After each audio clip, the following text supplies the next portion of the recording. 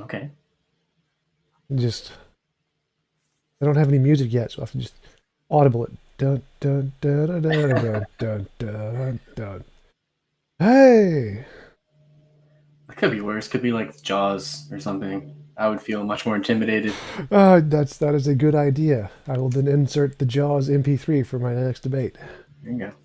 Skylar Fiction was telling me that there's a website you can go on where you can get like famous people to do like an intro for you. Like he was looking into paying for one of the guys from Napoleon Dynamite to do an intro for him. So just throwing that out there, you know. That would be hilarious. That's a good idea too. I wonder if I can get like Ken Ham. Oh wow. Oh man. That's who I would I pay. don't know if the Creation Museum isn't that much. Well, it could be. Times are tough. Yeah, yeah, You might be and strapped for cash. well, they it is never done well. Like their parking lot is pretty empty. It's a very good atheist meme. Yeah. All right, let's switch over to interview mode. Oh, nice. I needed to yoink and hide toolbars and, and forgot to size the screen. All right, there we go. That's good. Cool. That's good. I'll just leave the chat there, I guess. Let's see if that shows up. All right, so Ross, thanks for coming on. I really appreciate you taking the time to be willing to have a conversation with me. Would you mind telling us a little bit about yourself and your channel before we get started? Yeah, absolutely. So my name is Ross Burns. My friends usually call me Ross Burns, but a lot of things rhyme with Ross, so take your pick. Anything that comes to mind is good for me. Yeah, so I have a YouTube channel called Burns Eye View, named off my last name, where I just take a historical Christian perspective on issues of Western culture. I usually end up focusing most of my time on politics and secular humanism. So definitely come check me out if you're a Christian and you want to see how Christians respond to this kind of thing, or if you're a non-Christian and you enjoy the back and forth, because I definitely do. Awesome, me too. And you've been having conversations pretty much like mine for the most part. Yeah, Very similar, except you're a crazy Christian person. yeah, I know we're the worst. Yeah, yeah. So, my position, I am an atheist, by which I mean I believe that naturalism is a better explanation to reality than theism. Could you tell me what reasons you believe in theism? And I'd like to tell you my position on those reasons, and I'd like to hear your thoughts on my position. Awesome. Yeah, cool. So I don't know if I qualify as a presuppositionalist, but probably some kind of quasi one. So my favorite or best argument would go something like this: that unless one accepts the presuppositions of the historic Christian worldview, there is no coherence and meaning in human existence in terms of knowledge, morality, or science. So I would just say it off the bat. I phrased that really well and didn't stutter. So I think just out of the blessings of our friendship that has just started, Tom, you should probably become a Christian. I would have the honor of baptizing you if that's something you're interested in. Oh yeah, through the camera, like do social distancing, baptizing. And can we use the coffee? If we can use coffee, I'm in. Uh, Probably should let it cool down first. That could be painful. oh, yeah. All right, so you said knowledge. You don't have an objective grounds for knowledge, morality, and science without the presupposition of a Christian worldview. Is that right? Yes. All right, so my grounds for knowledge is I think, therefore I am. I exist.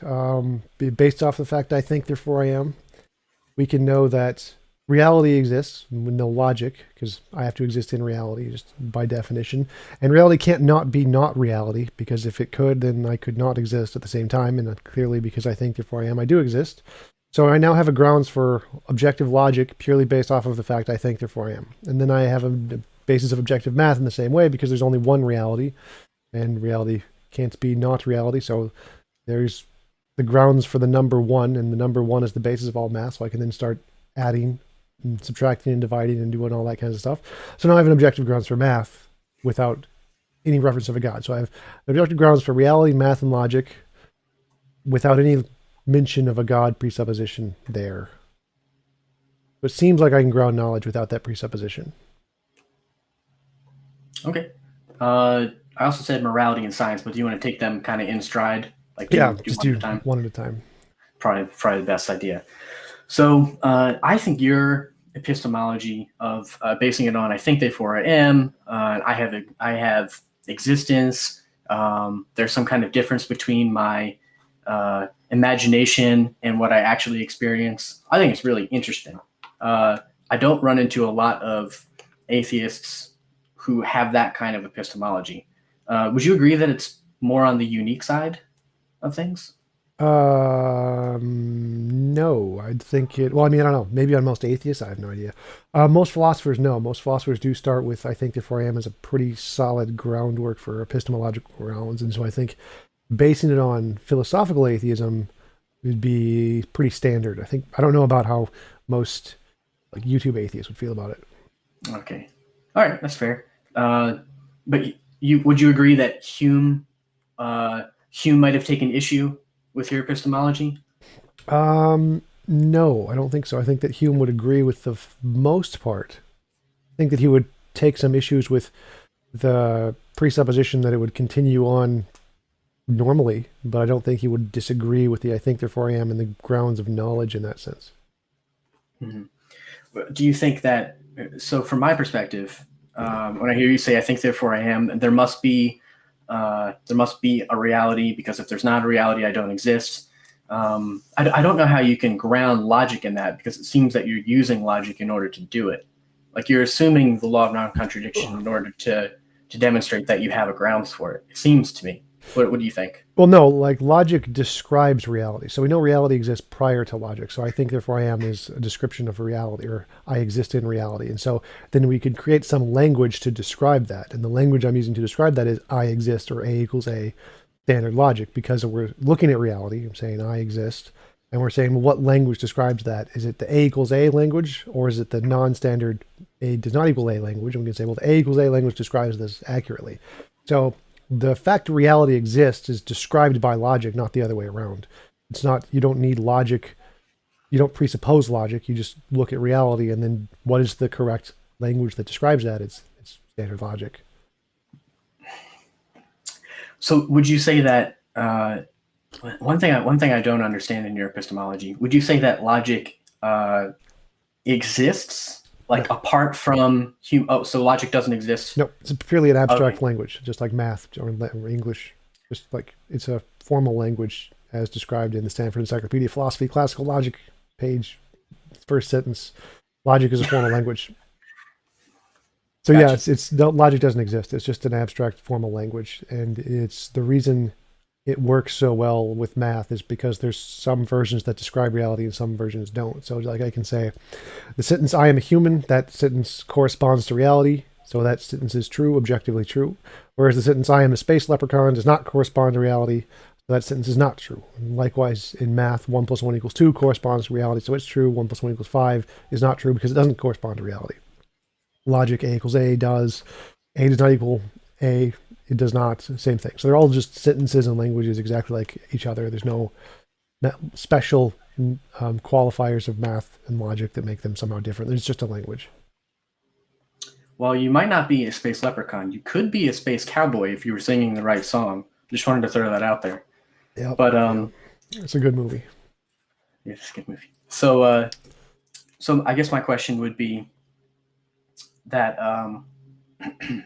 why did I say space cowboy? I knew that was gonna throw off my train of thought. I couldn't help myself. So okay. So a postmodernist, for example, would say that the law of non-contradiction isn't valid. Could they be wrong about that? Well, they're probably wrong about that. But the question, could they be right about that, is a more interesting question. And the answer is yes, they could be right about that. So, for example, there is paraconsistent logic, which states that the law of non-contradiction can be false in certain cases. And if it's false in certain cases, that doesn't mean it's false in every case. It's just false in those certain cases. For example, in quantum mechanics. In quantum mechanics, it is some of the interpretations entail that there is a particle that exists and does not exist at the same time. And so that is a contradiction. It is A and not A at the same time. And there's certain logics, like quantum logic in paraconsistent logic, that describe that, where they have a truth value, a false value, and then a B value for both true and false. at the same time. And it is possible that those logics do apply at the quantum level, and it is the case that non-standard logic can, in fact, be true in certain cases. But I would tend to go with no. I would say that for the most part, when we're thinking about reality, those kinds of ideas don't apply.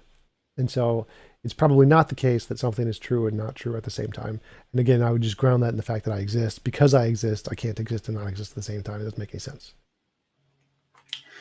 I guess another question I would have, so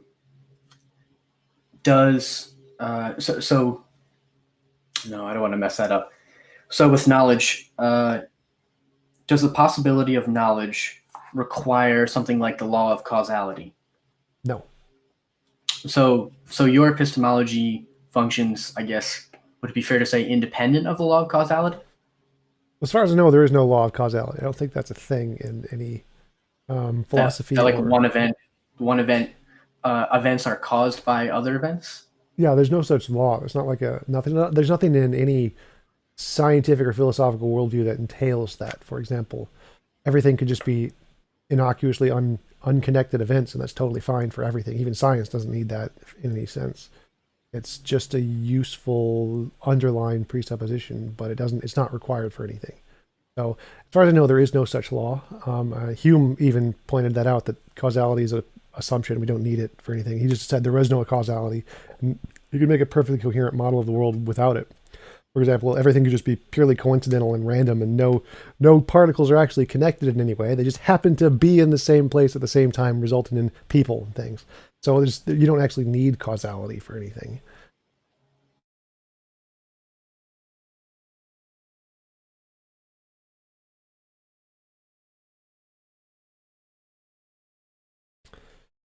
Oh, you lost connection. Are you still there? We back? Yeah. You lost connection for a bit. That was weird. Okay. Yeah. So did you hear my response?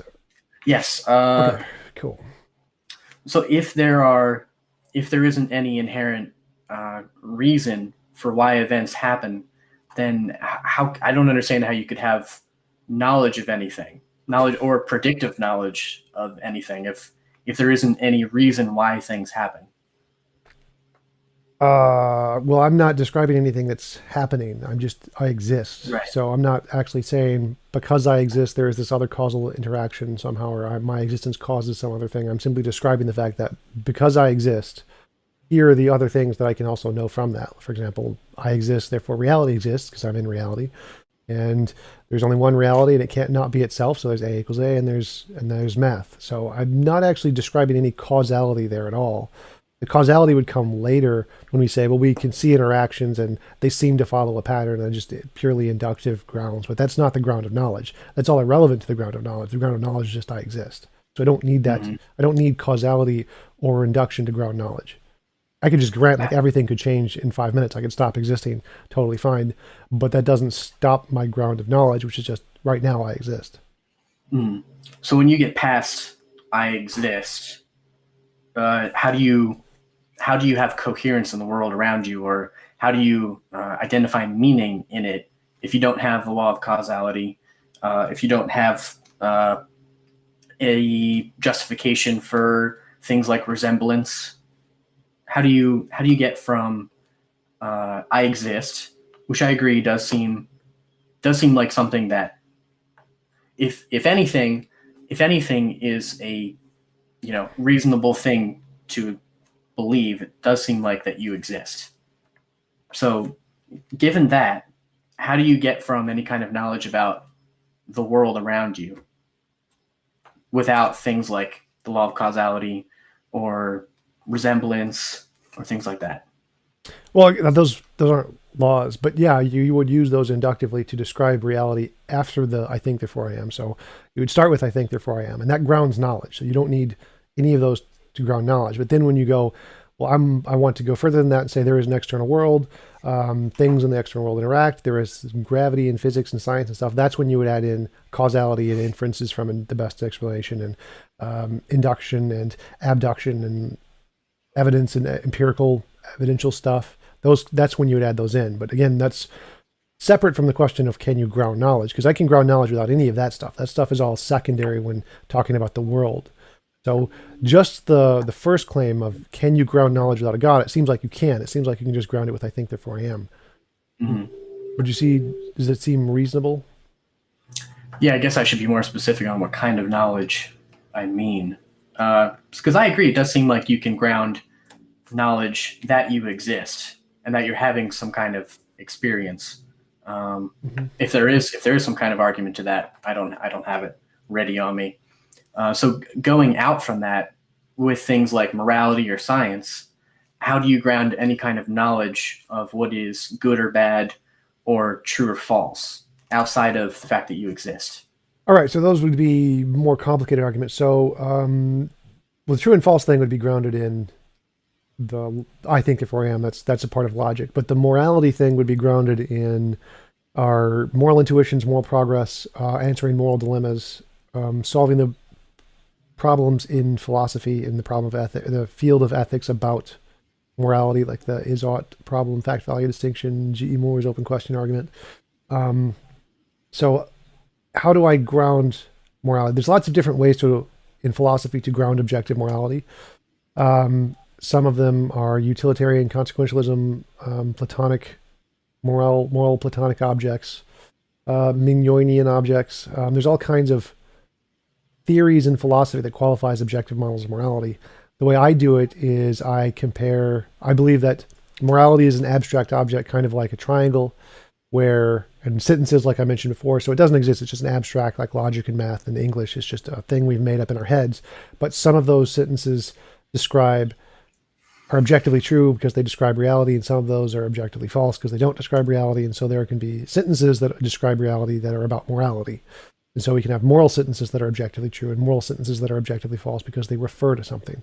So like a triangle, a mathematical object, it is objectively the case that the angles add up to 180 degrees. It has 3 perfectly straight sides. And if you describe a triangle differently, it's just not a triangle. So it is objectively the case that sentences that correspond to a triangle are true. They're objectively true. And so I'd say that there is an abstract object, like a triangle, which is the best of all possible worlds. And there are sentences that can correspond to that are true, just like there are sentences that can correspond to a triangle and be true. And so I ground morality in this abstract object of the best of all possible worlds. And that's my objective grounds for morality. Can you describe a little bit more what you mean by the best of all possible worlds in terms of morality? Sure. So when I look at moral progress and we see societies change over time, they seem to be changing in a specific direction. So you can like plot out all the different changes, like accepting gay rights, women's rights, being vegan and vegetarian, not killing animals as much, abolishing slavery. You can just take all of the different things that have changed over time and plot them out on a graph and then draw a line connecting the dots, see where does this go?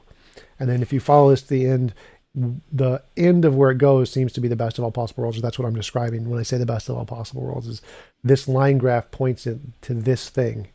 And it's from my definition, it's the non-imposition of all will, or the lack of involuntary impositions of wills, or a world where it's impossible to have involuntary impositions of wills. Those kinds of things are how I describe what this is pointing to.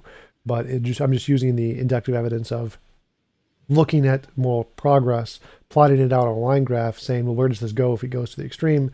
And that's what I mean by the best of all possible worlds. I'm trying to understand this. So it sounds like you're saying, I don't want to misrepresent you, but it sounds like you're saying the best of all possible worlds would be, I'm still not sure what you're defining it as. Like, what is it like? No involuntary imposition of will. That is, okay, so no involuntary imposition of will. Do you agree that sometimes the right thing to do is to involuntarily impose your will on someone? I think sometimes it's justifiable. Sometimes it's the pragmatic thing to do, but I don't think it's ever the moral thing to do. I guess I would have a question like, what about like self-defense or a judge or a jury holding a criminal accountable?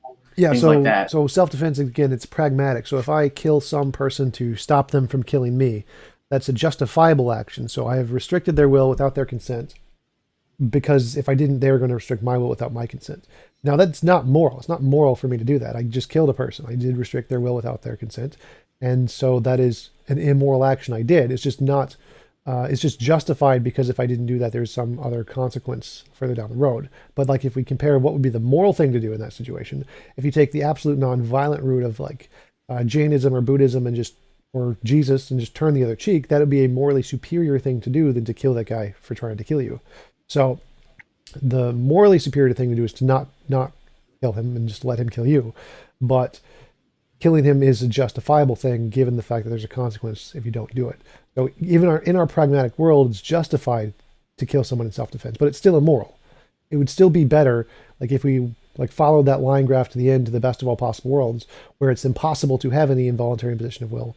It would still be wrong to kill him because it's still an involuntary imposition of will.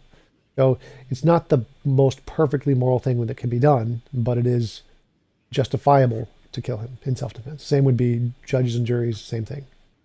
It's I hear what you're saying. It seems kind of like a presupposition. I don't see a justification for it to assume that a person, the violation of a person's consent is a bad thing.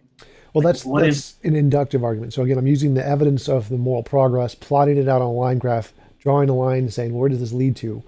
So that's an inductive argument. It's not a presupposition. I'm just looking at the evidence and going to where it leads. Can you say that there is anything inherently bad about a certain variety of apes suffering? That is also based off of inductive evidence of like moral intuitions. So moral intuitions and moral progress would lead to the conclusion that that is the case. But I would say it's true of all consciousness, not just apes. Well, I see. Yeah, but I'm not sure. It seems like the ground. Well, it seems like the grounding. Why can't I make, I guess, an inductive argument based on the fact that people are made in the image of God and we have commandments from God and that kind of thing? Why can't I make an inductive argument starting with those things from a Christian perspective and have just as valid an argument? Well, you could definitely start with that presupposition, but again, my argument here is that you claimed that you can't ground knowledge, morality, and science without a presupposition of God, and I'm just showing that you can. Here's my way of doing it, and I don't presuppose God, and I can ground these things perfectly fine. So I'm not actually arguing that you can't, not at this point. I'm just trying to show that you can justify it without a God. What if I had an inductive argument starting with the premise that all Hutus are valuable, but Tutsis are not? So it's okay to violate their. But that's not inductive. That's deductive. Okay. Starting with the trying to frame it in an inductive sense. Starting with evidence from the progress of the Hutu people and the fact that the Tutsis are an irritation to them. Is it therefore, based on that inductive line of reasoning, is it therefore okay to eliminate the Tutsis?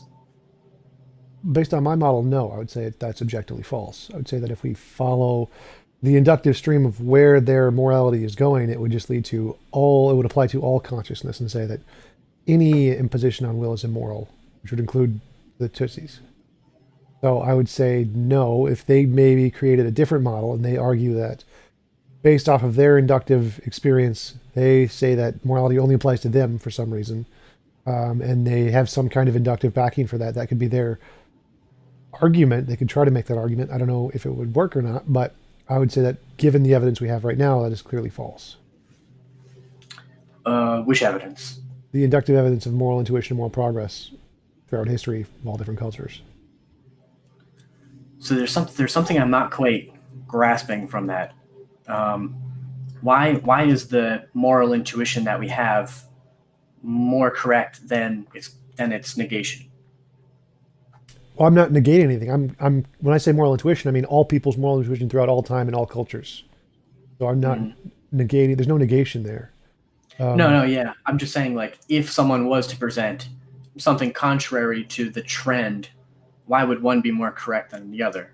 This is inductive. We have more evidence that one type of intuition is prevalent than another. So like there are definitely like sociopaths, psychopaths, narcissists who have a different moral intuition, but they are far less prevalent than the ones that most people tend to have. And it seems like the ones that most people tend to have is what we have as the most grounded evidence. Right, but what I'm not understanding is why would prevalence of one idea make it more the case that make it more true than another idea? Why is prevalence of an acceptance of an idea evidence of its truthfulness? Because that's how it works, like even in scientific hypotheses. Is like if you have a body of evidence and most of the evidence seems to go in one direction and only a small piece goes in the other direction, well, you go with the body of evidence, the majority of the evidence. So it's like let's assume there was some evidence of young earth creationism. The vast majority of evidence supports evolution, so we would go with evolution. Even if there was some evidence that actually supported young earth creationism, the vast majority would still support evolution, so we'd probably still go with evolution. So the amount of evidence is important to how we know things. That's just a part of how induction works. I just don't understand uh, why more people having one view of morality would be constituted as evidence. Well, we consider moral intuition as a kind of evidence of morality. So it's like if I see a rock fall, that's evidence of gravity, for example. And if we see a rock go up for some reason, that would be evidence against gravity, hypothetically. And so, but the fact that we see him fall consistently, if I drop a rock, it's going to fall at a sufficient enough time that it's reasonable to believe that gravity probably exists. So even if I have some contradictory evidence that things go up for some reason, the vast majority of cases they go down. So every instance of them going down is evidence of gravity. And every instance of moral intuition is evidence of objective morality. So the fact that we have moral intuitions that go in one specific direction, like the rock falling, is a cumulative case for this being morality. Maybe I could ask it this way: Is nope, lost the train of thought. Nope, lost it. It's gone. Yeah, I guess really what I'm trying to say is, I think that if you were to line up, 100 people from one culture and say that they all held this moral belief, I think that's excellent evidence that the culture has this moral belief, but I don't think it's excellent evidence that the culture ought to have this moral belief. So I think there's like the Hume's is-ought distinction there, I think is an issue. I think you can definitely say there can definitely be good evidence to describe what the majority of human opinion on morality is by the amount of evidence you collect. But I don't think there's that's evidence that of what human opinion ought to be. Right. So I reject oughts in morality. I think morality is purely descriptive. So when I say what is objective morality, it's a description of the best of all possible worlds. That's purely is. There's no oughts there. So I get rid of oughts completely. That's how I solve the is-ought distinction. But I would say that just moral intuitions isn't evidence morality is objective. Moral intuitions are just evidence of morality. And then we would say, well, is it objective? That's the moral progress thing, where we plot it out on a line graph and see where does it go. If it doesn't go in a consistent direction, then it would be objective. It seems to follow a specific pattern, independent of people. And that's the part where you argue it's objective, is based off of the moral progress. Just the moral intuition is just objective. It is just evidence it exists. Morality exists in some sense. It may or may not be objective. That's not important, but it exists in some sense. And then we would use the moral progress to try and indicate it's objective. But so you're not saying that someone ought to respect someone ought to prevent or to not intrude on someone's will or consent. No, oughts are irrelevant. Oughts are just descriptive. Like for objective truths, oughts don't matter. Like if I say I'm 6'2", I'm not saying I ought to be 6'3" or I ought to be 6'1". That's irrelevant. It's a descriptive fact of reality. So morality works the same way. If you kill someone, you are immoral. Like this is irrelevant what you ought to be right there. It's just this is a descriptive fact that you are bad for killing people. The ought statements are then irrelevant to what objective morality is. They're just describing a different kind of thing. They're describing what we think you should pursue in the future. Essentially, you ought to not kill people. Essentially, But that isn't a descriptive of objective morality. That's a consequence of objective morality. So it's not required to describe anything. It's just like saying what height should you be? It's irrelevant to the objective morality what you ought to do. You're saying what you ought to do is not relevant to objective morality? Mm-hmm. So it sounds like what you're saying objective morality is purely descriptive. Am I understanding that? Yeah, so anything that's objective is going to be descriptive. That's what makes it objective. The prescriptive part is, again, a secondary addition onto that. So I should try to be a taller person, or I should try to be a less tall person. That it doesn't matter to what my height is. Like the adding in the shoulds or the oughts are irrelevant to my height. My height remains the same regardless of what I should do. So the same is true of morality. If I kill someone, that's immoral. What I should do or what I should have done is irrelevant to that statement. It's still going to be immoral regardless of what I should do or what I should have done differently. Those are just prescriptions on top of the descriptive fact that I am immoral for killing a person. So you're not... I'm sorry. Go ahead. Sorry, I don't want to cut you off. Yeah, it's fine. But yeah, so the descriptive oughts are irrelevant to morality. The morality is just killing that person is wrong. You're immoral for killing that person. And then after the fact, you could say, I should have done differently or I should do differently. But then again, those should statements and the ought statements don't in any way affect the immorality of killing the person. So it sounds like you're only making sociological descriptive claims about morality of what people will be doing. It doesn't sound like you're making a metaphysical statement about what a person should or shouldn't do. Yeah, should or shouldn't isn't relevant here. So it is purely descriptive, but it's not sociologically descriptive. It's attempting to describe the best of all possible worlds, which is like an abstract. So it's like mathematically descriptive, not sociologically descriptive. When you say best, it sounds like you're that's just a label. So so my evidence is if you take moral progress and you plot it out on a line graph, where does it lead? And I'm just going to call that the best. That's my name for this system. So it's not like an actual part of the model. I see what you're saying. So you're not saying what the world should be like. You're just saying what it is going to be like, given how time is going to continue to progress. Well, no, I'm saying what would be the best because it may not go that way. Like the fact that we are going that way is irrelevant. That's not the point. We could be going the other way at some point, or we could be regressing if we go into a depression or whatever, because that's happened in society.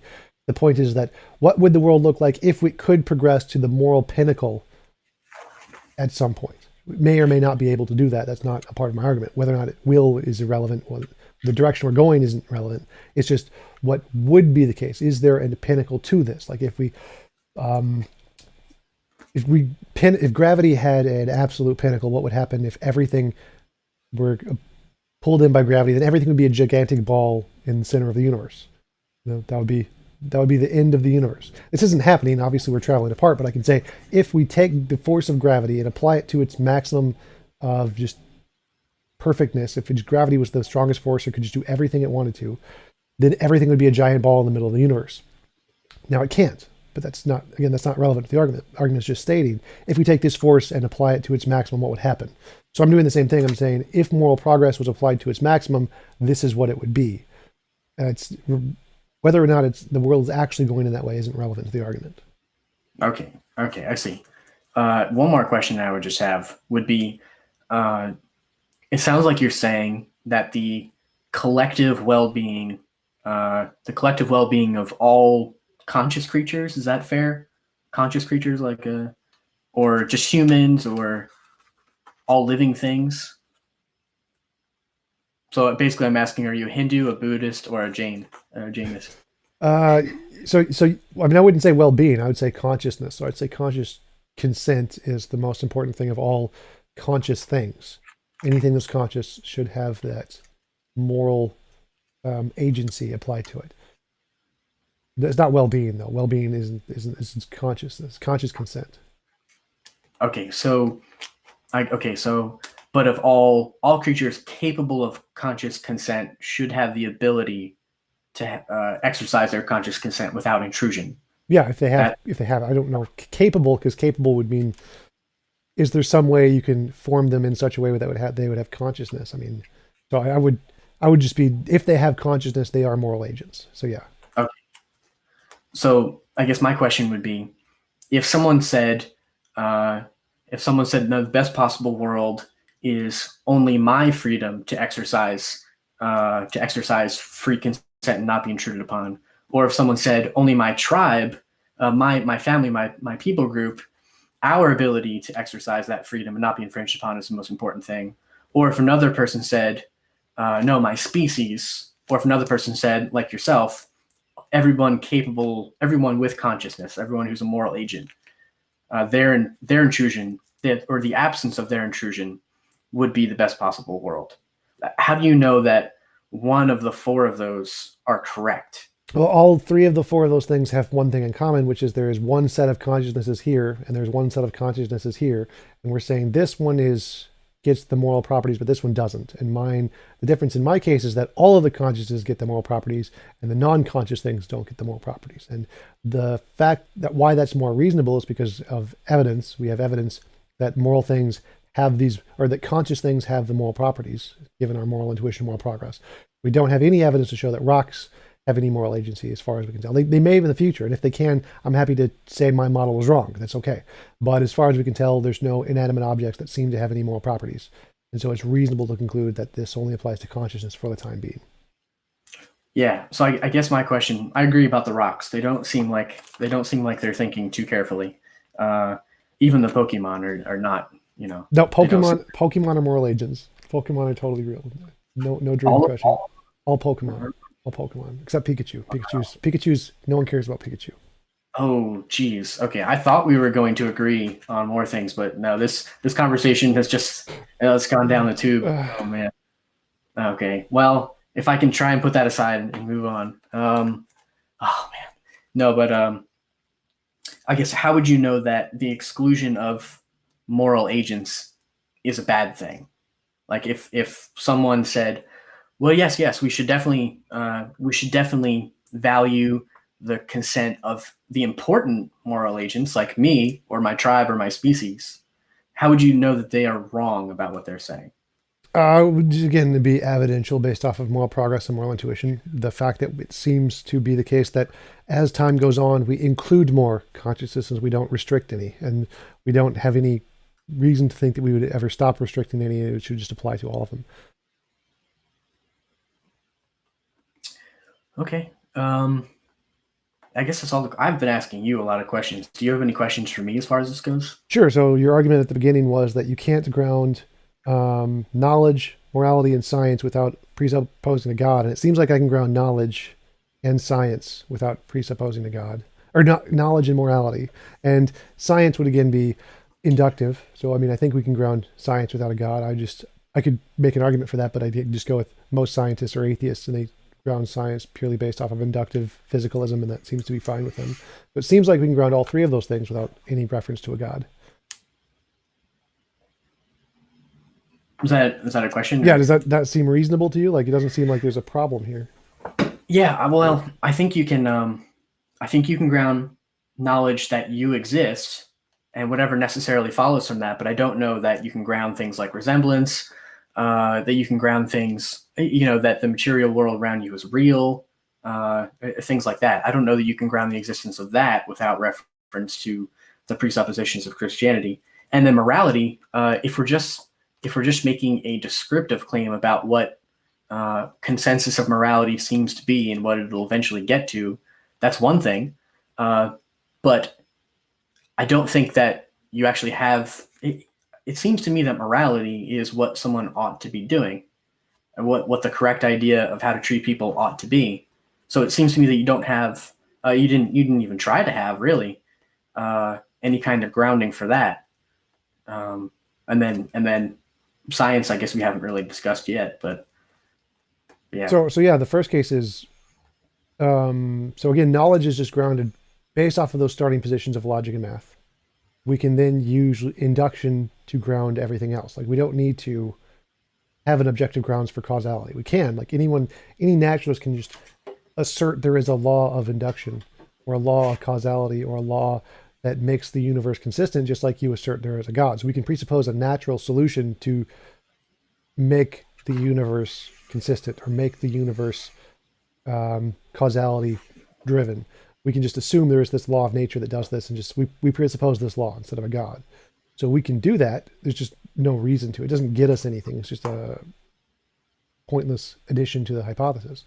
So we can, just like you presuppose there is a God who supports these ways that the universe is, of being, following a system and being consistent, we can just presuppose natural laws that do the same thing without a God to get the same result. So we should be able to clearly ground all of those things without a God. But we can do the same thing with morality and just say, again, moral law of nature, and just make up objective grounds that just effectively ground all of these things and say the universe is going to be this way because it's some feature of reality. But it just doesn't add anything to the theory. It's not really a serious way to address how knowledge works. So in the academic sense, we don't do that. We say, well, that method doesn't work because you can just do it for anything. You can just make up a God or a undiscovered law or a supernatural being or magical leprechauns that just ground these things. But that doesn't give us any actual justification for those beliefs. What does is the scientific method of induction. The fact that it works, even though it's not absolutely certain, does give us grounds for knowledge.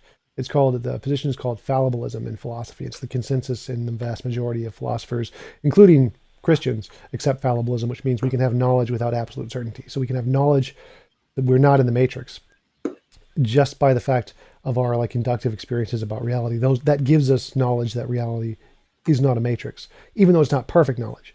So we can't know with absolute certainty, but given the inductive evidence points to it being not in the matrix. And we can then use fallibilism as a justification to say, this is true knowledge. We don't need to accept the hypothesis we are in the matrix. So most philosophers accept inductive methodologies that don't give us absolute certainty can ground true knowledge that we're not in the matrix, or that reality is consistent, or that logic works. And we don't need a God for that. You can just insert whatever grounds you want to justify those things. God isn't necessary. But that methodology doesn't get us anywhere, which is why philosophers and scientists don't do it. Why would asserting a natural law be able to get you any of those things? I don't see how a natural law akin to gravity, for example, would be able to tell you that the laws of logic exist, or that there are objective moral duties that exist apart from whether you believe them or not. I understand from a Christian perspective why that would be a coherent thing, because we have a personal transcendent being who can be the source of those things. But I don't understand how just a natural law could do that. Well, again, the personal transcendent being is just irrelevant. None of that adds anything to morality or logic or grounds of reality. It doesn't do anything. You could just say it's a magic pineapple and it would be equally coherent. Those are arbitrary properties that don't do anything to make a grounds any more plausible. It's just a random arbitrary property.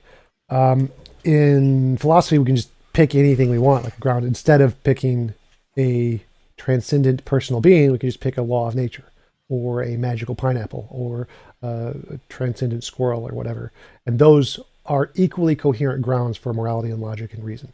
God doesn't work as a grounds for those things. Philosophically, it doesn't work at all, which is why the vast majority of philosophers don't accept that rationale. It's just asserting there's this property of personhood, personality, whatever, and saying that can ground these things when it can't. It's no different than any other property. It's just an asserted property with no grounds.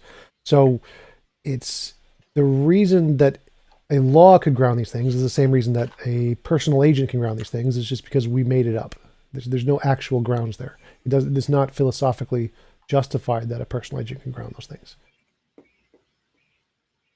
So, I would disagree. I think that a personal agent can ground those things because, as far as we can tell, at least, persons are the ones who experience morality in abstract ideas and concepts and things like that. Rocks, like we talked about earlier, don't, as far as we can tell. So putting a transcendent rock or a transcendent squirrel doesn't seem like it has the same kind of explanatory power as a transcendent personal being.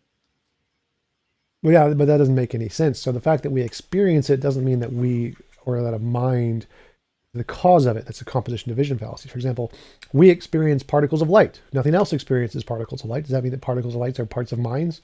No, they just interact with minds. So morality, it could be the same kind of a thing. It interacts with the mind, grounded in a law like gravity. Gravity interacts with us. We can feel gravity. Only conscious things can feel gravity. That doesn't mean gravity only affects conscious things. The same thing would apply to morality. The fact that we experience morality doesn't mean morality only affects or is grounded in conscious things. That doesn't follow. So saying that because we're the ones who experience it, therefore it is grounded in us, so that we created it, consciousness created it, doesn't follow. It's the composition of vision fallacy. So that doesn't actually work as a grounds at all. It doesn't solve the problem. It just says, okay, so why does this thing experience it? Darn, I lost you there. Can you repeat that somehow? I had something that I thought was interesting. Sure. Can you just run through that again? I'm sorry. So the fact that we experience consciousness doesn't mean, or experience morality doesn't mean morality is grounded in consciousness. We experience light. Light is not grounded in consciousness. We experience gravity. Gravity is not grounded in consciousness.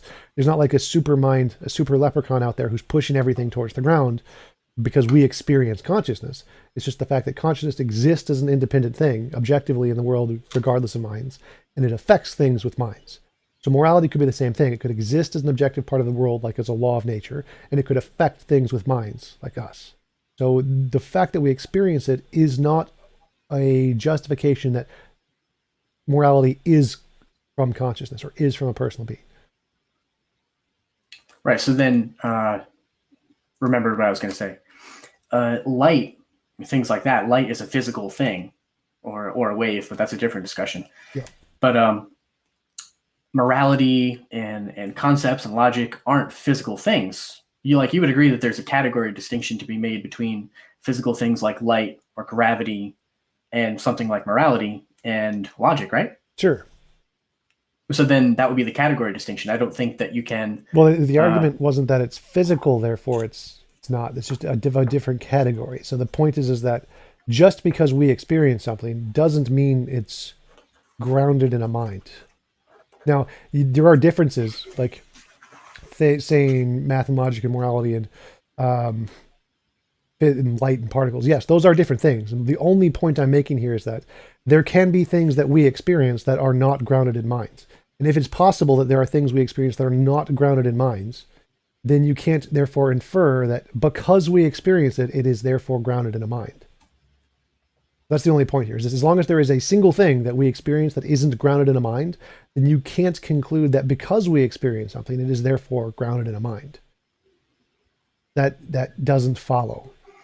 So the saying that because there is a personal being, or because we experience morality, there must be a greater personal being that grounds morality, doesn't follow. It's like saying because we experience particles, those particles must be grounded in a greater personal being, also doesn't follow.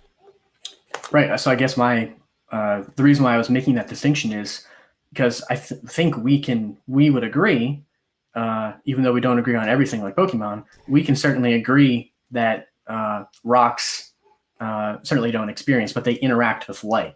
But rocks don't interact with morality or logic or anything like that. They're not. I think we would agree that impersonal things don't. They're not the source of any moral concepts, right? No, again, so that's not the point. The point is that you can't make the conclusion that because we experience something that it is therefore grounded in a mind. So I would say that the fact that we experience morality does not mean that morality is grounded in a mind. There's nothing about a mind that can get you morality. It's just the exact same thing we have now. There's no difference in saying we ground objective morality and God grounds objective morality, because they're the exact same ontologically, since they're both grounded in a mind.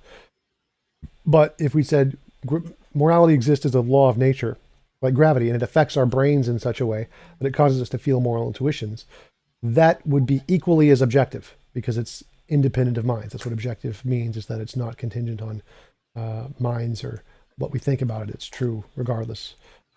So it is possible for morality to be objective if it is a law of nature that affects our brains in such a way that we feel this thing, just like we feel gravity. And the fact that that is possible means you cannot conclude that our experience of it means it's grounded in a mind. That doesn't, there's nothing that supports that. So I'm saying that I think we might be talking past each other. I think we're using different categories. So when I'm saying morality, I'm not just talking about the descriptive kind of morality. I'm talking about, again, I agree with you. So here I'm not using my model of morality here. I'm using every possible model of morality, anything in philosophy. If it exists as a law of nature, it's objective. and it can exist like Platonic objects. There's a moral Platonic theory that says morality is an abstract object like Platonism that exists in the universe. That would be an objective model of morality. There are certain laws like utilitarianism and consequentialism that are kinds of objective models of morality where those principles apply universally. So you do not need a God in any sense to ground objective morality. It does not follow. It's just saying that because we experience it also doesn't follow. And it applies to all kinds of objective morality, not just my particular model. So it just does not follow to say that because we are minds and we experience morality, therefore morality must be grounded in mind. It's just an anthropocentric fallacy. It's saying we create sparks when we smash things with hammers, therefore lightning must be created by a big guy in the sky smashing hammers. So it would probably be better to say that if objective moral duties exist and they're grounded in something, or maybe better to say if absolute moral duties and values exist, then they would have to be grounded in something personal. I don't think you can that's immediately false. That is immediately false. So that just the first thing that shows is that you haven't that people who make that kind of argument haven't studied much in philosophy and ethics, because there are tons of theories of morality and philosophy of ethics that do not ground objective morality in that. You say your objective morality is a Platonic abstract that does ground objective moral values and duties, or consequentialism or utilitarianism or any of the other ones. So no, there is absolutely nothing that supports that premise. There's nothing that says that a personal being could in any way justify objective moral values and duties. It accomplishes nothing, any more than saying a pineapple could ground objective moral values and duties. That is an arbitrary property that does nothing to actually address any of the things in ethics or the philosophy or any of the distinctions or the dilemmas. It's just an arbitrary property that has been chosen because it's an anthropocentric fallacy, that we like it because it's kind of like us. There is no justification at all for why a personal being could do anything to ground morality.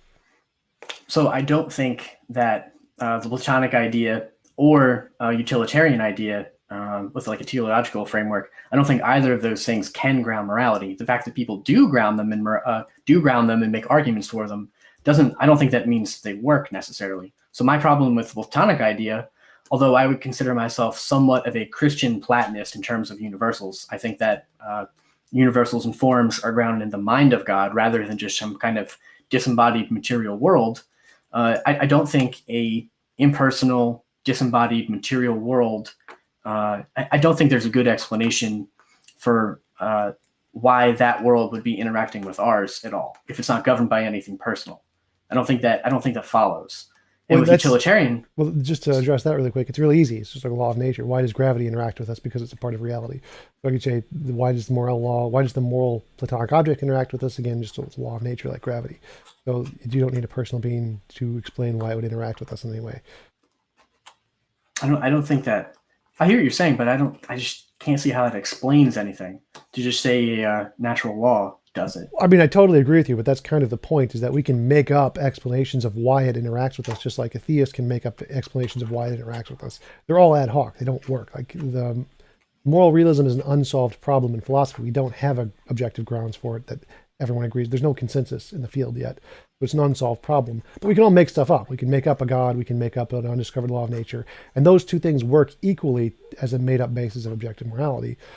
But just like you said, yeah, they don't work. They don't actually explain anything. They're just ad hoc assertions. So just like any problem that you get with trying to explain objective morality with a law that we've just asserted is going to also exist when you try to explain objective morality with a God. There's actually more problems with a God, which is why it's not accepted in the field of ethics. So, I mean, I understand that you don't accept that Platonism could work as an objective morality, but again, you would be disagreeing with all of the experts in the field of philosophy to say that somehow a God does when Platonism doesn't. And any reason you apply that Platonism can't, a God can't for the same reason. So if you just want to go against all of the experts in the field of philosophy, I mean, you can do that, but I'm just going to reject your hypothesis and I'm going to go with the people who actually really understand the field. Well, Tom, trust me, I have a YouTube channel, so I'm technically an expert too. Yeah. So I stayed in a Holiday Motel one time. Well, I do have a bookshelf. So oh God, I have it. My chair though, the chair. Come on. It does look very comfy, I have to tell you.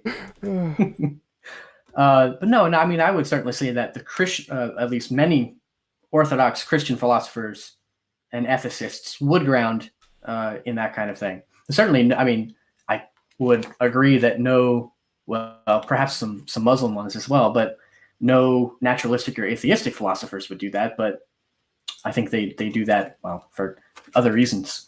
Well, yeah, I mean, I totally agree with you. That's kind of the point, is that just as you assert that God can act as a grounds of objective morality, Platonists assert that the Platonic objects can act as an objective grounds of morality, and neither of those are supported more than the other. They're essentially just assertions. That's why objective morality is an unsolved problem. We don't know what actually solves the problem, but we do know that there are lots of problems with anything that's asserted to solve the problem. So just for the same reasons you say Platonism can't work, theism also can't work. So the difference, again, which you might not appreciate, but I found that the best way to win an argument is to just keep repeating things and ignoring what the other person says. So damn you, Darth Dawkins. Yeah, well, but I do think that what's the thing I'm looking for? The trait or the characteristic of personalism or personhood, I think, based on our experience, is a better indication, because we can say that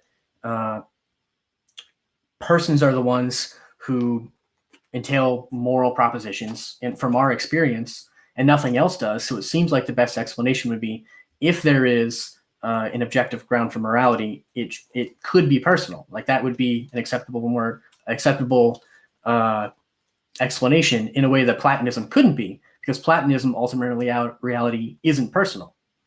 Well, yeah, so that seems to beg the question, because we don't entail moral propositions. Like, that's a bad choice of words. But yeah, so it doesn't, morality applies to us, but we don't, like, it doesn't come from us. Like, we couldn't say that my consciousness creates morality. That doesn't make any sense.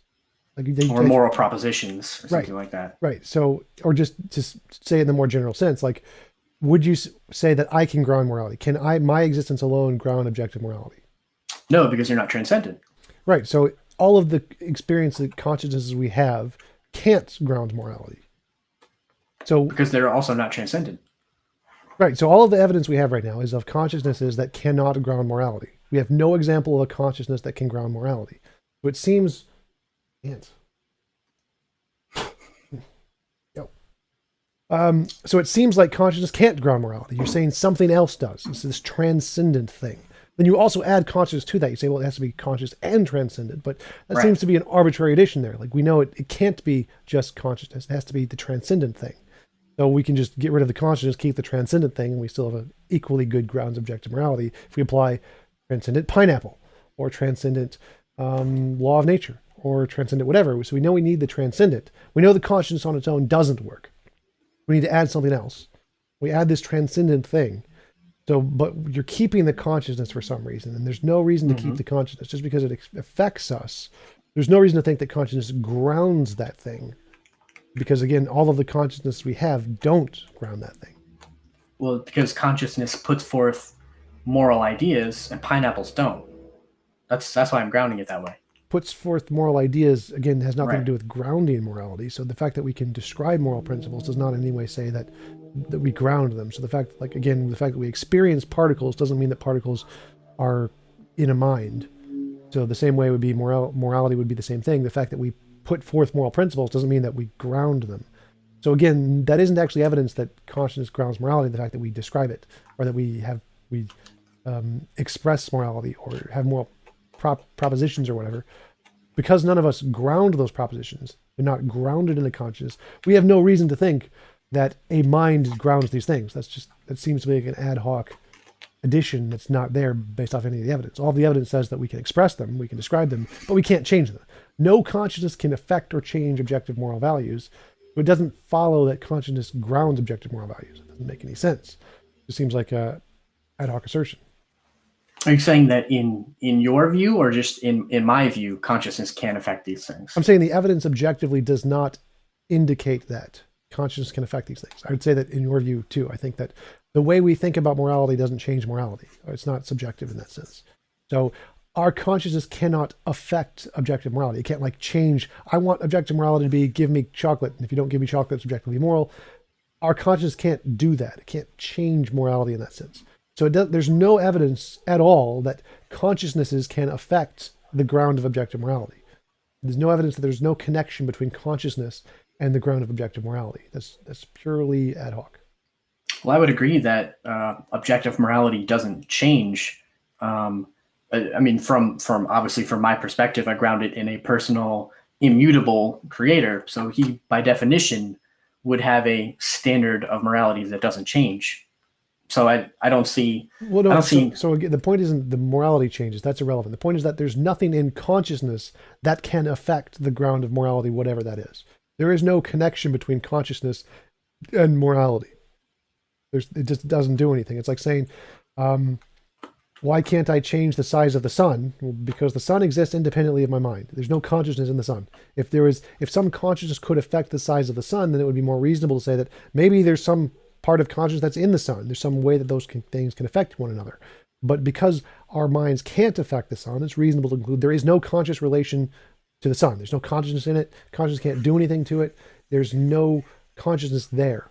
So the same thing would be morality. If you say our conscious minds can't affect morality, just like it can't affect the sun, or like I can't lift objects with my mind. So it's pretty reasonable to conclude consciousness does not do those things.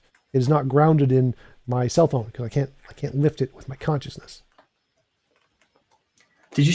I might have misheard you, but did you say that there's no relationship between consciousness and morality? Yes, that seems to be the case. Like it seems to be the case that our consciousness cannot affect morality, just like our consciousness cannot affect the sun. So the grounds of morality is in no way related to consciousness. Now it can affect consciousnesses, whatever it is, but it is not grounded by consciousness. There's no reason to conclude that. I thought that your objective moral system was the relationship between consciousness and morality. Yes. And suffering, that kind of thing. Yes. So again, it can affect consciousness. The moral grounds can affect consciousness, but it's not grounded in consciousness. That is an unjustified conclusion. But the fact that we experience it doesn't mean that consciousness is grounded or it's grounded by consciousness. That's an innocuous connection. Just like saying we experience the sun, that does not mean that the sun creates consciousness or that the consciousness is in some part of the sun. It doesn't make sense to say that. In effect, why would the fact that I can't ground morality mean that a transcendent personal creator couldn't ground morality? Oh yeah, that's totally fine. So I totally agree there. The point is that no consciousness we ever know of could ever act as a grounds for morality. We have no basis to conclude that any kind of consciousness can ground morality because we have no connection between those two things. Like if I said a pineapple can ground morality, we have no connection between objective morality and a pineapple, or gravity. We have no connection between pineapples grounding gravity. Like there's no connection between those two things. It's just like there's no connection between grounding consciousness and morality. There's no evidence that any kind of consciousness could ground morality. None of them do. So the same problem arises when you say consciousness can act as a ground of morality as when you say a pineapple can act as a ground of morality. There's no evidence to support that. So to ground morality, you need to go beyond consciousness. You need to have this transcendent property. That thing can potentially ground objective morality. It needs to be above consciousness.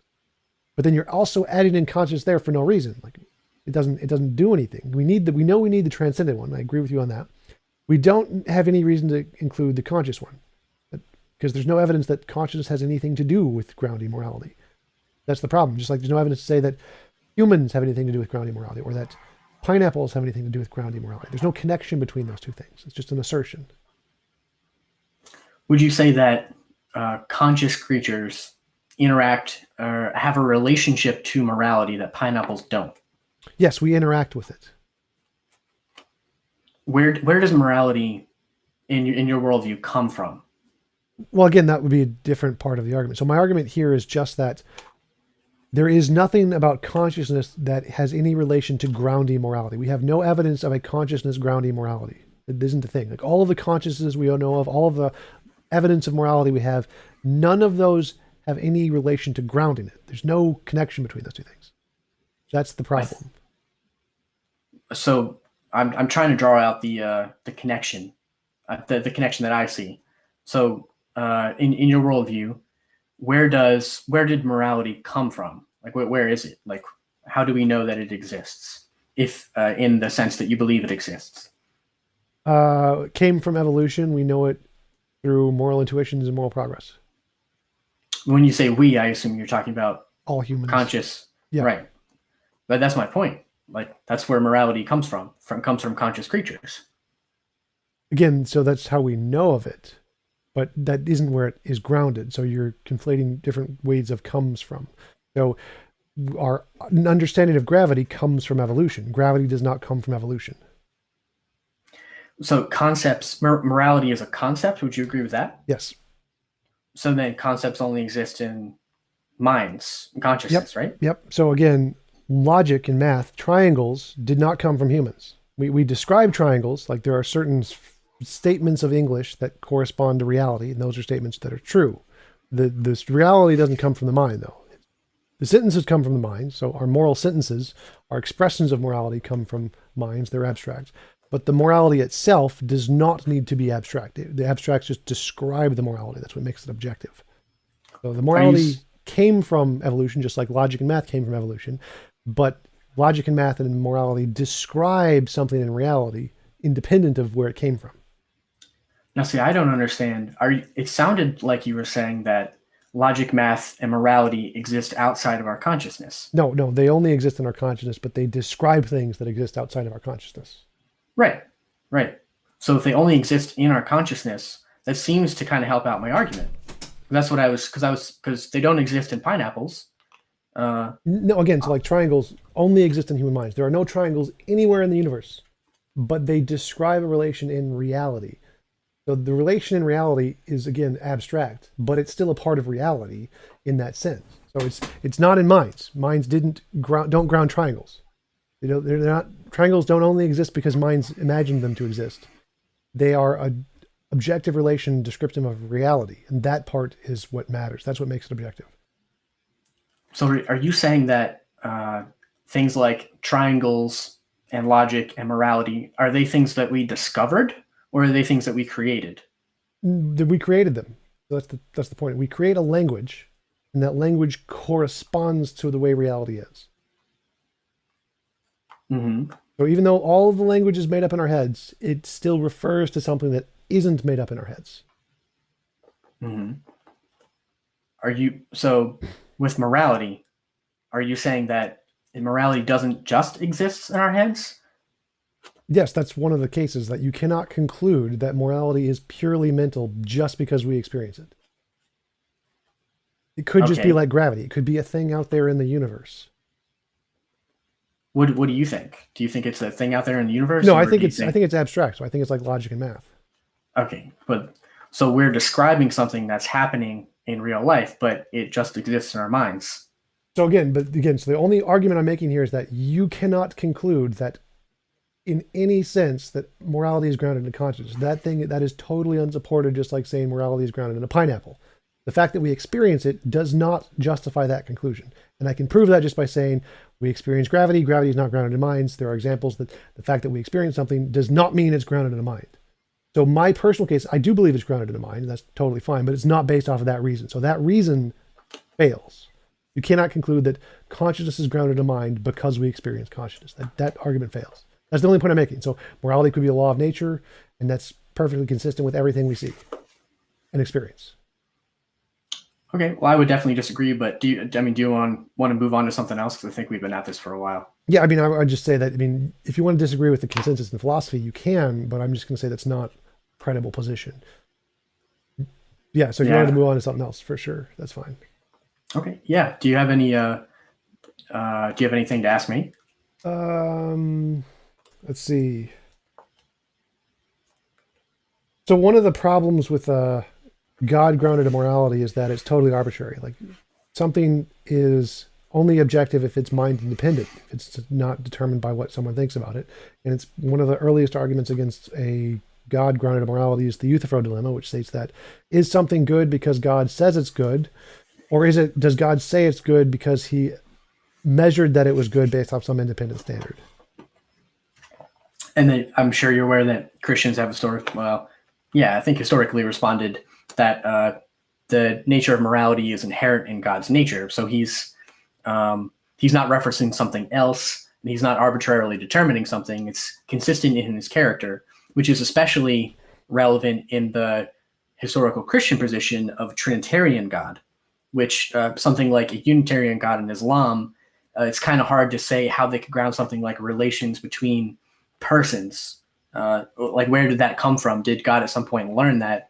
So within a Trinitarian model, it would be consistent with God's nature eternally for morality to exist. So it wouldn't be something he's arbitrarily saying is the case, and it wouldn't be something that he's learned. It's just inherent in his nature. Okay, well, that doesn't help the problem at all. So it's a deductive problem that says if morality is based on consciousness, it's arbitrary, and if it's based on something other than consciousness, then it's independent of consciousness. So you can say if it's grounded in his nature, that's fine, but then you don't need his consciousness. You can just get rid of the consciousness, and it's grounded in his nature, and you don't need a consciousness to ground morality. If you don't need a consciousness to ground morality, then it goes back to my moral law thing. So if you're saying morality is grounded in the nature of God, that's perfectly fine. I'm okay with that. But that means that it can be grounded in the nature of a Platonic object or a law of nature. You don't need the consciousness at that point. If you need the consciousness, it becomes subjective and arbitrary. If you don't need the consciousness, then you can ground it in his nature, perfectly fine, but then you can ground it in anything's nature, just nature's nature. Well, I'm saying the nature of a conscious being would be what I'm talking about. So it is like the Trinitarian God is inherently relational, and the nature of that God entails consciousness, which is where I'm saying morality needs to come from. Well, that's where the contradiction is. Is it grounded by his consciousness, or is it grounded by his nature? Those are two separate things. You can't have them both be the same. Well, I don't know that I would agree that you can separate out those two things. Well, nature implies more things than just consciousness. The nature implies lots of different properties to it. Like you can have a nature that doesn't imply, rocks have a nature to them. Reality has a nature to them. Nature is different properties than consciousness does. So you can't just say both. Doesn't make any sense. That's an interesting objection. Yeah, I would just say that the part of God's nature that I'm referring to is the relational conscious aspect. Well, then you don't need the nature. You can just say consciousness. Is it his consciousness or is it his nature? If it's just the relational conscious aspect, then you don't need the nature part. I guess when I'm saying nature, that's what I'm referring to. So it is his conscious. So it is only good because God says it's good. Then that makes morality arbitrary. No. I'm not saying that. So I'm not equating God's consciousness with his spoken word or with his revelation. Like, I don't think they're the same thing. So what I'm saying is God's consciousness, not necessarily his decrees to his creatures, but God's consciousness in the relationship with himself is the grounding of morality, is what I'm saying. Sounds quite circular, the relationship with himself. So let me put it to you this way. Let's say... Well, no, it doesn't matter how many parts you add to a circle, it's still a circle. But let me ask it to you this way. Let's say if I wanted to say, what is 3 feet long, or what is a meter? And I grab an object and say, this object is a meter. Now, is it a meter because I said so, or did I say it's a meter because I have some independent reference like a ruler and it corresponds to the ruler?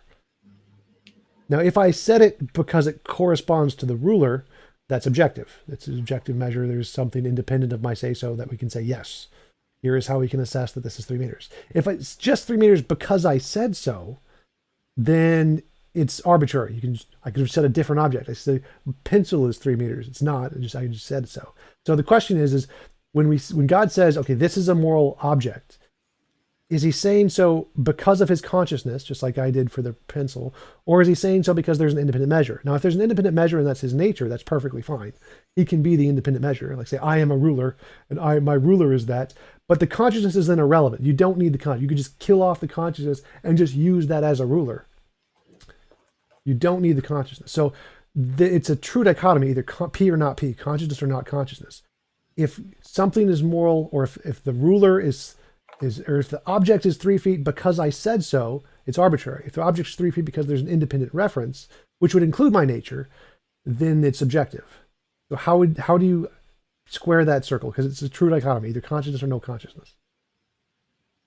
Well, I'm definitely saying consciousness, but I'm not saying that necessarily it's an arbitrary thing. Like So arbitrary here is just if it's consciousness that's arbitrary. It doesn't matter if you could change it or not. So for example, if I'm a determinist, so I don't believe in free will.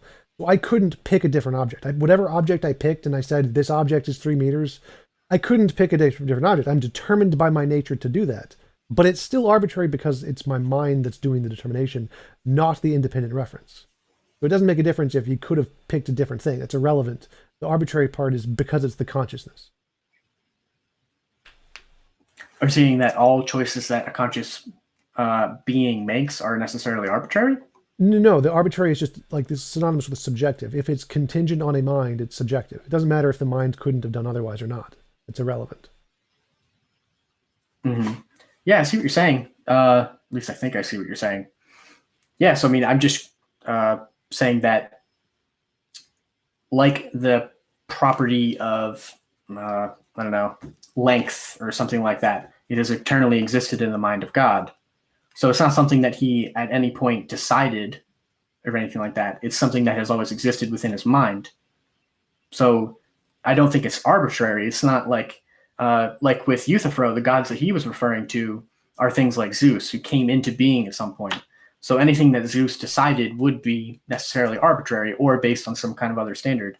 But with a being like the Christian God, you don't have that kind of dilemma because he is eternal. Well, again, that's irrelevant. The eternality and the ability to change don't change anything about the dilemma. They do nothing. They're just irrelevant facts. Like if I said, I am determined by nature to pick this object and say it's 3 meters, that doesn't in any way make that not arbitrary. It's still arbitrary because it's still my mind doing the choosing.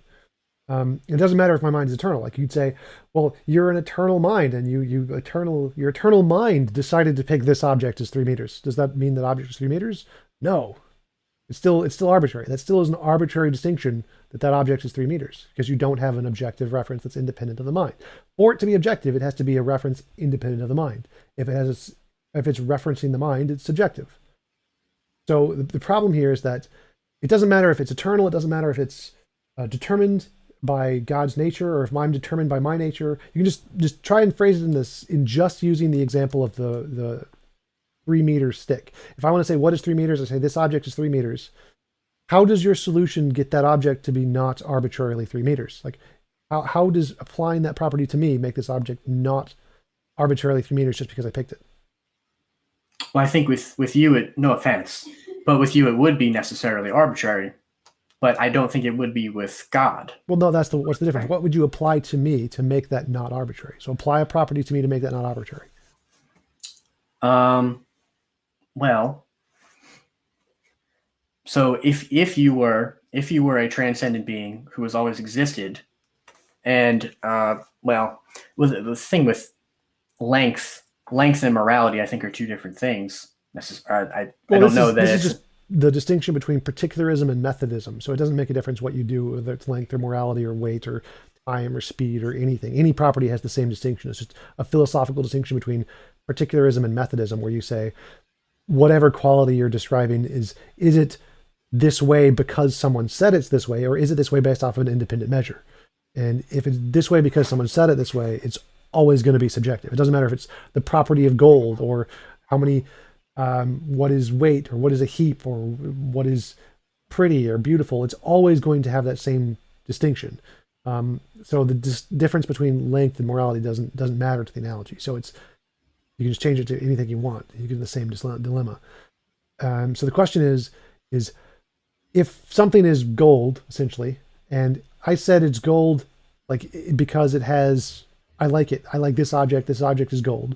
Or I said it's gold because there's an independent measure, like it has 56 protons. I don't remember what the atomic number of gold is, but if it has 56 protons, that's what makes it gold. So there's an independent standard that makes gold objective.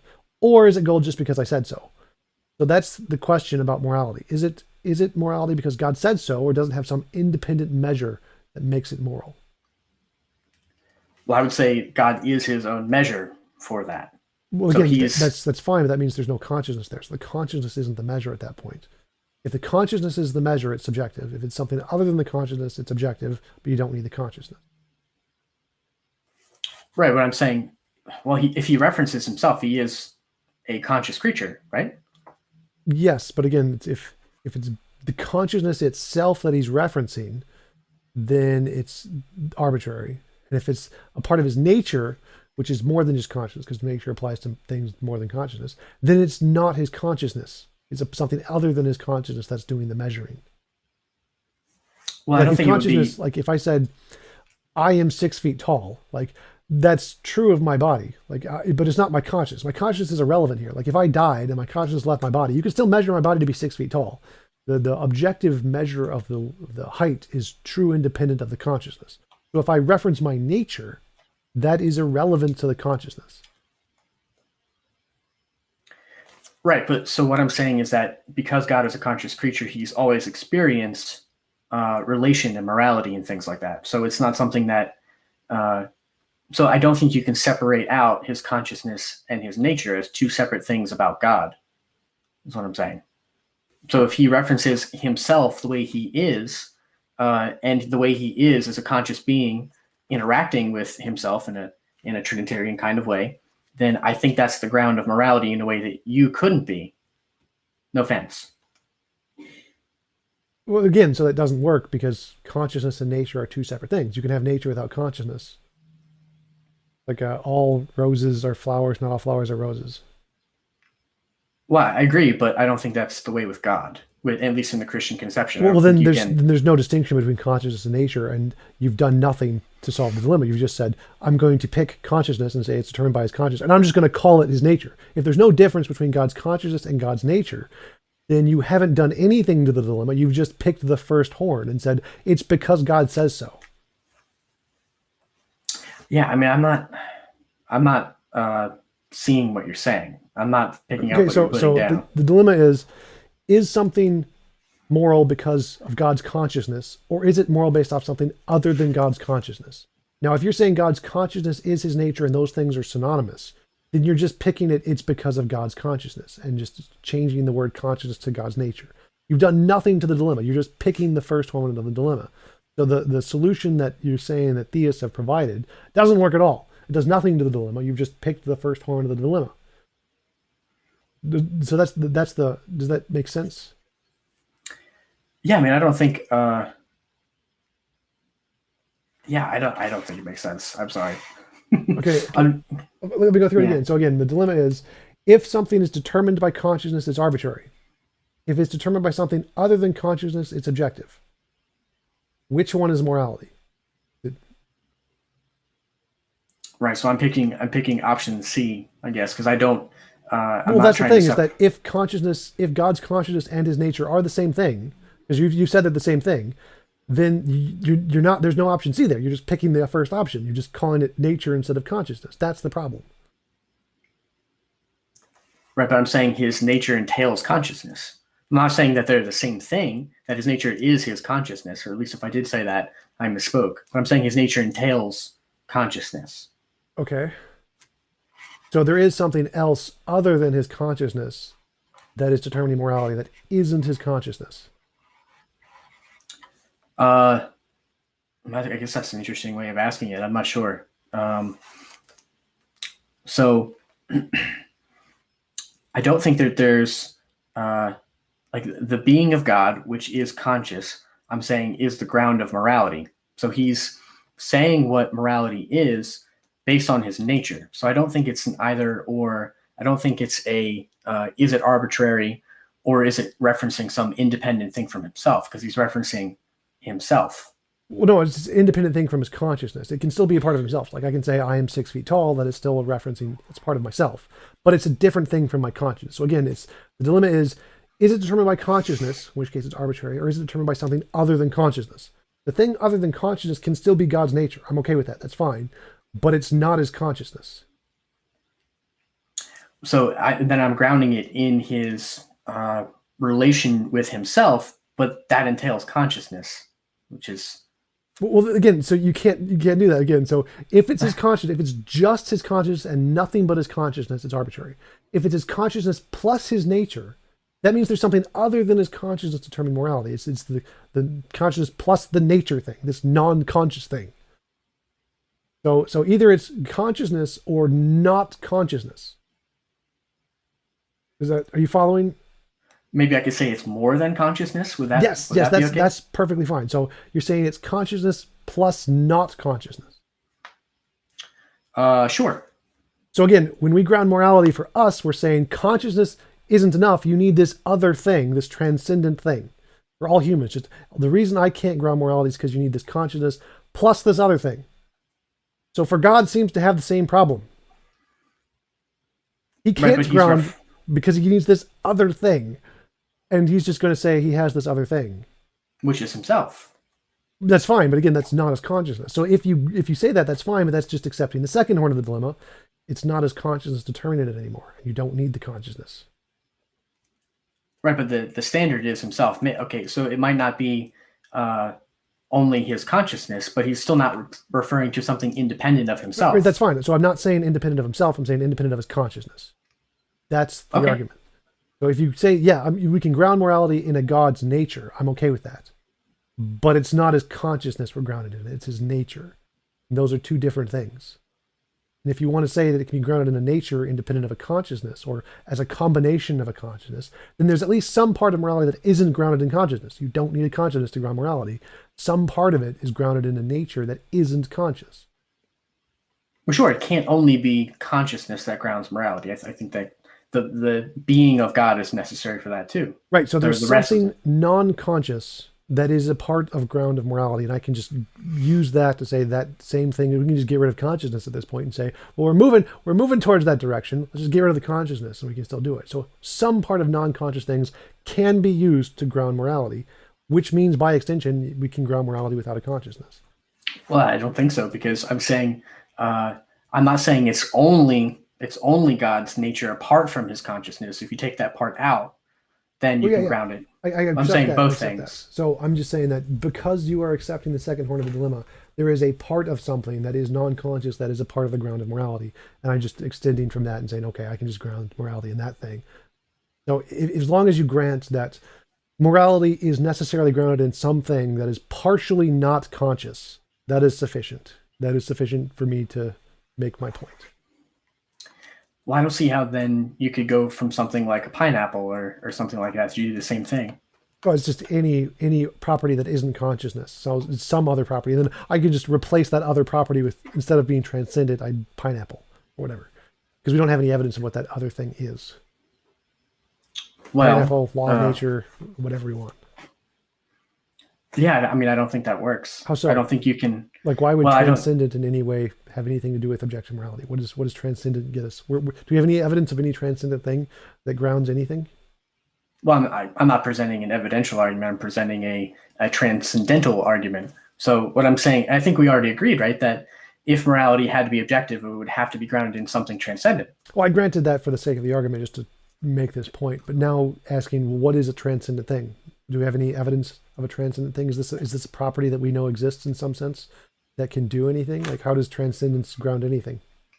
Well, I'm saying that if transcendence doesn't exist, then we don't have this kind of knowledge.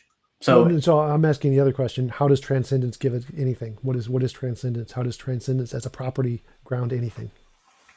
Well, because it exists outside of space and time, it's not dependent on just me. Like, I'm not a transcendent person. I can't ground particles can things exist like outside of space and time. Do they ground morality? Do you know that particles can exist outside of space and time? Yep. Amplitude-hedron, Sean Carroll's emergent space-time. It's a thing in physics. So there are lots of different things that can exist outside of space and time. Platonic objects exist outside of space and time. Do they ground morality? So the fact that it exists outside of space and time as transcendent doesn't tell us anything about whether or not it grounds anything.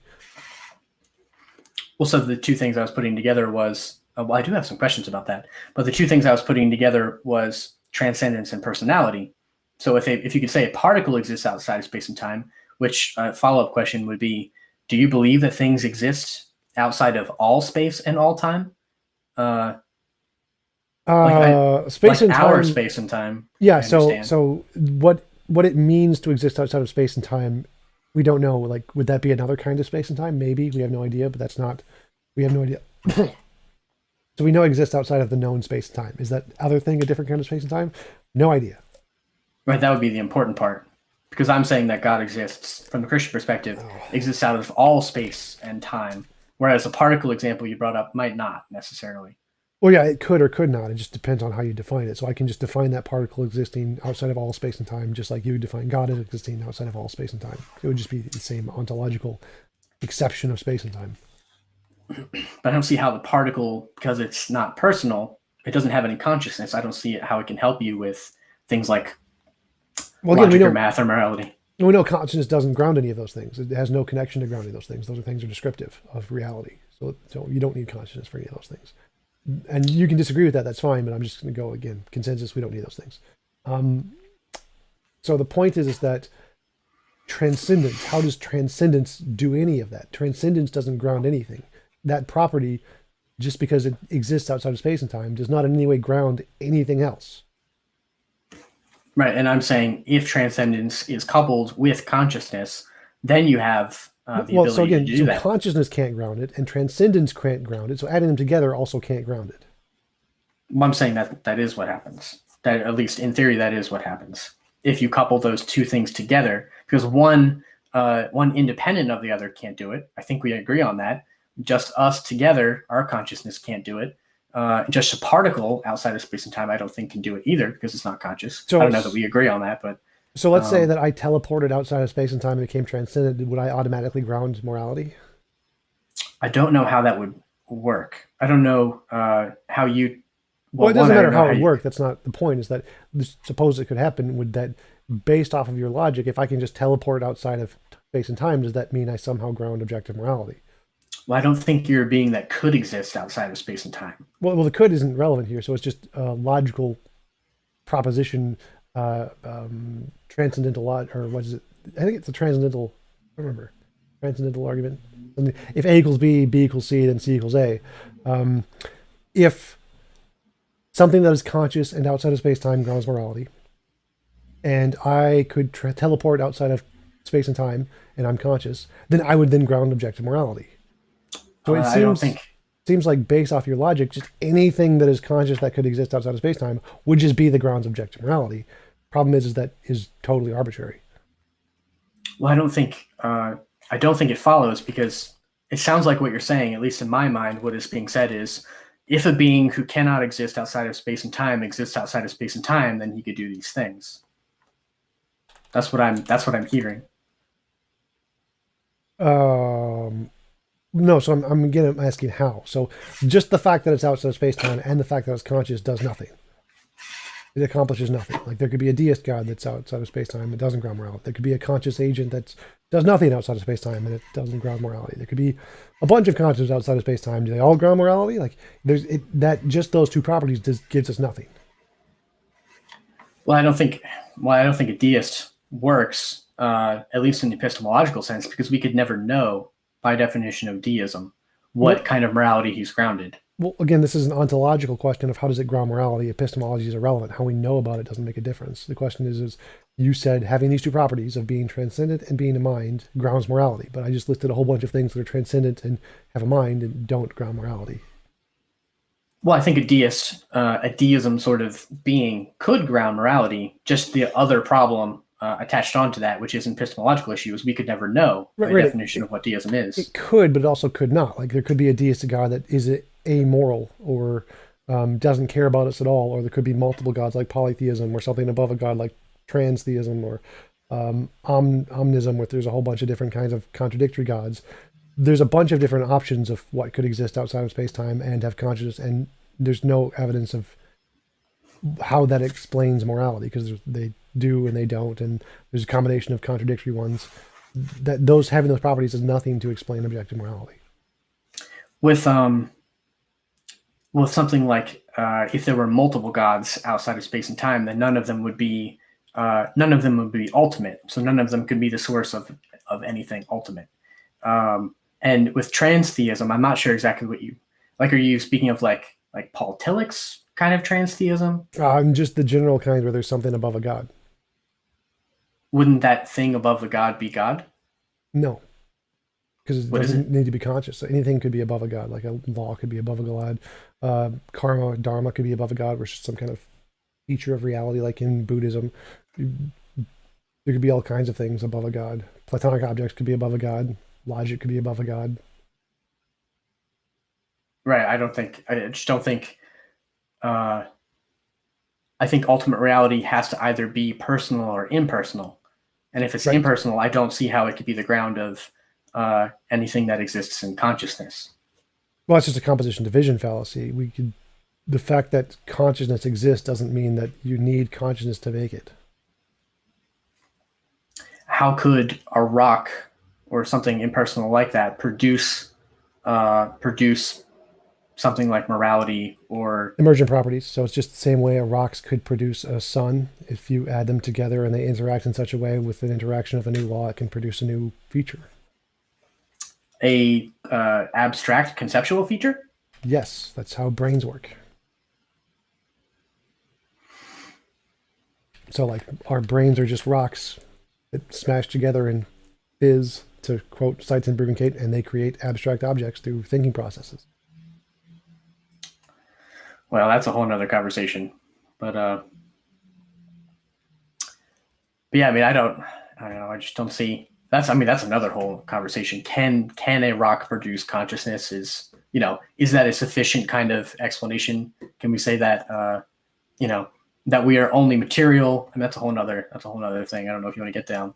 But it seems kind of like the way we're going. It seems like you're arguing that non conscious things can't produce conscious properties. I think that was your argument, something like that. And so that seems to be like the main argument of why you think that consciousness needs to be the ground of reality. Yeah, I mean, I would say that I definitely don't think it's at least settled science that our consciousness is only the product of our brains. Well, I mean, I'd say it hasn't been like we haven't solved the origin of life, or we haven't discovered what dark matter is, but we can say it's material.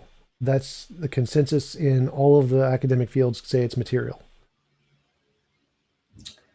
And well, I mean, that just gets us back to square one with how do you round things like science and uniformity in nature and things like that. I mean, causal stuff, Yeah, all that kind of things. I'm satisfied with my answers for those. I think I presented compelling reasons why people could justify those things without a god.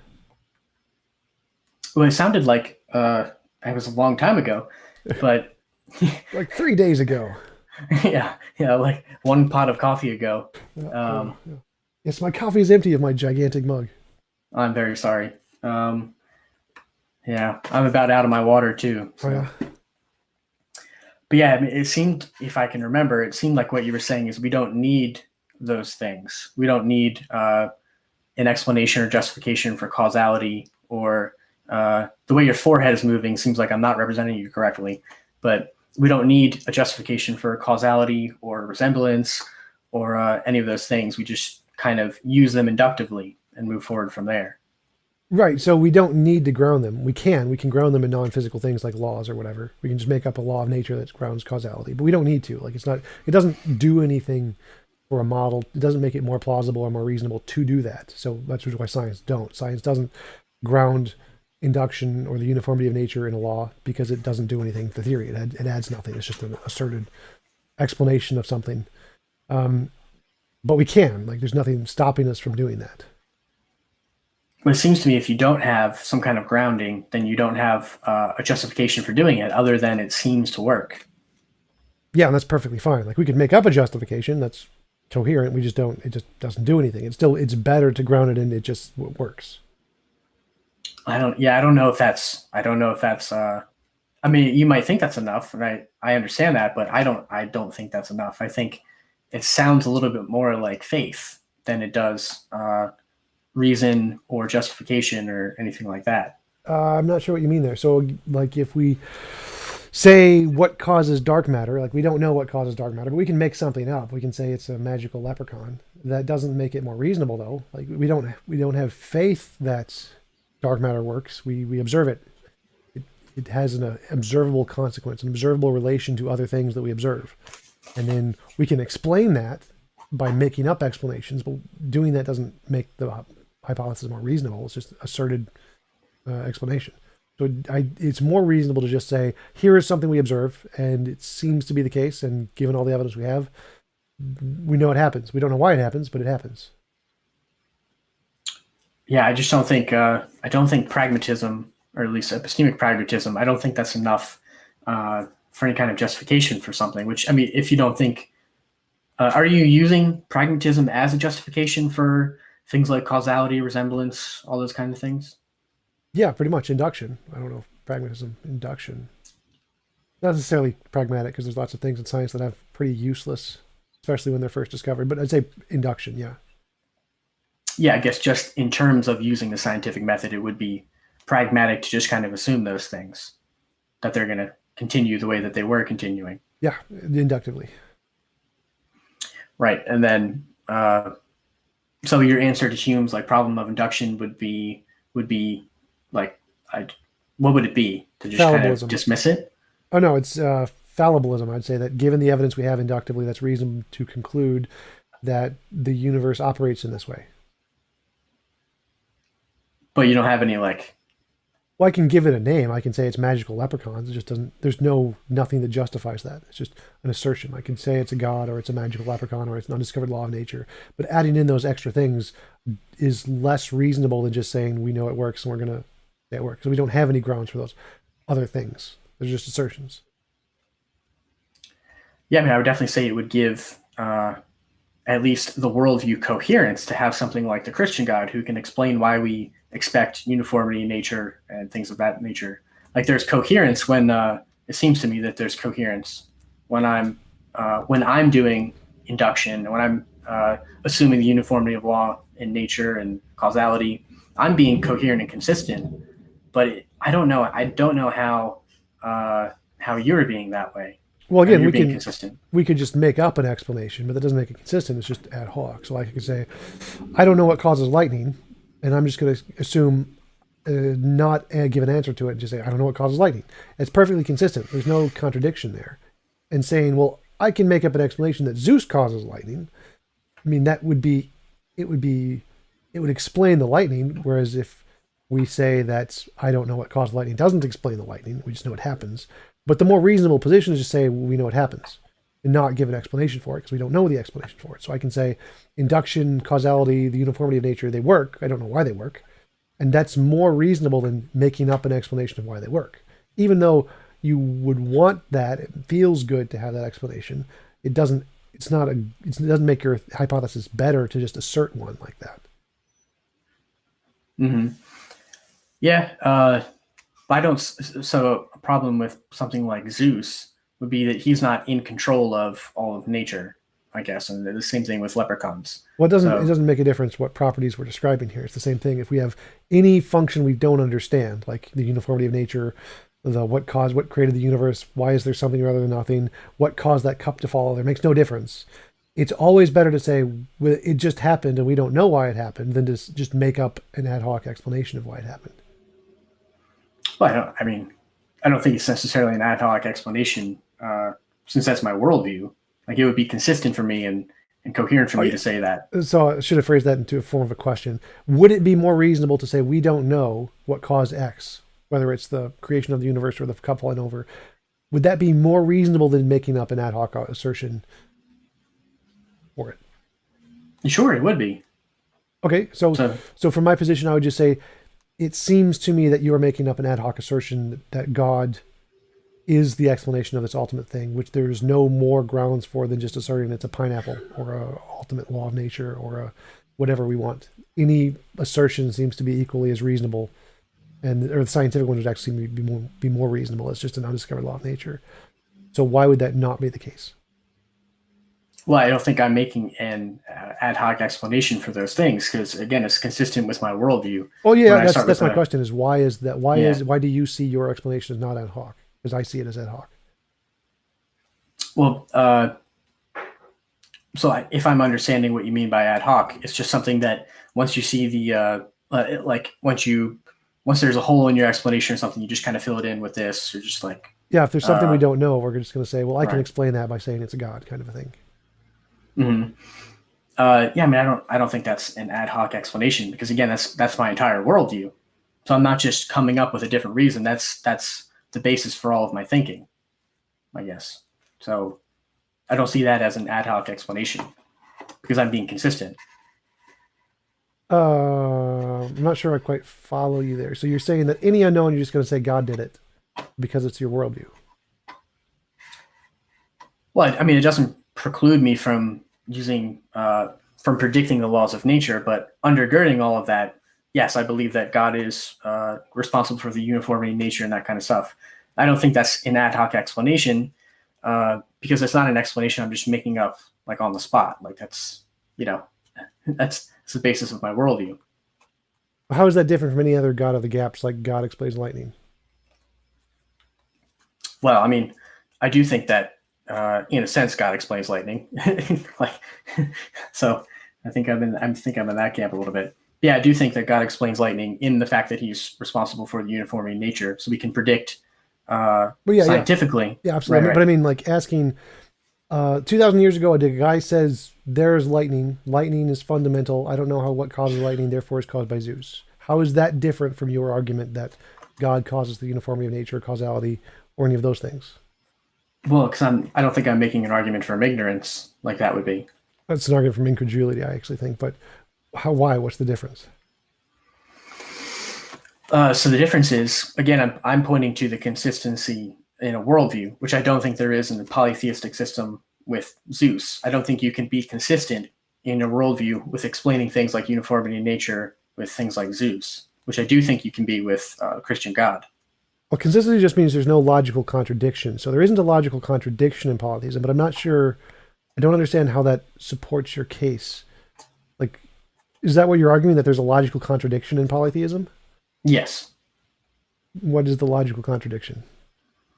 The logical contradiction would be, well, I guess it's not really such, it's an incoherency, I guess I'm saying, within the entire worldview. I don't think it coheres, because I don't think a polytheistic system can explain things that we've been talking about, like, laws of logic or uniformity in nature, because there's no one in charge.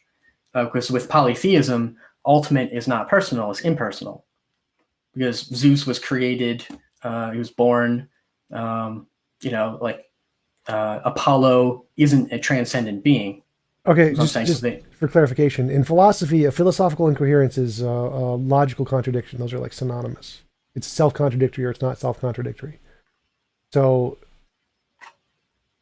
if you just mean by incoherence that it doesn't make sense to you, I guess that's fine. But I wouldn't see that as an argument of anything. But you don't mean like an actual logical contradiction, like round square. No, I'm just saying that the entire worldview doesn't cohere. Like all the facts when you by cohere, do you mean like it doesn't make sense to you? Is that what you mean by that? No, I'm not just saying it doesn't make sense to me. Like I'm not making if you're considering the correspondence theory of truth and the coherence theory of truth, I'm saying it fails the second one, not the first one. So it's not the coherence theory of truth is again a logical contradiction. So then you would have to be arguing that there is a square circle in polytheism. Not that there's, well, okay, so maybe I could phrase it that way. So I'm saying that I don't know that that's necessarily the best way to phrase it, but a polytheistic worldview, where a person believes that Zeus is the source of uniformity in nature or something like that. I don't know that they would phrase it that way. But if they believe that, I don't think that they can.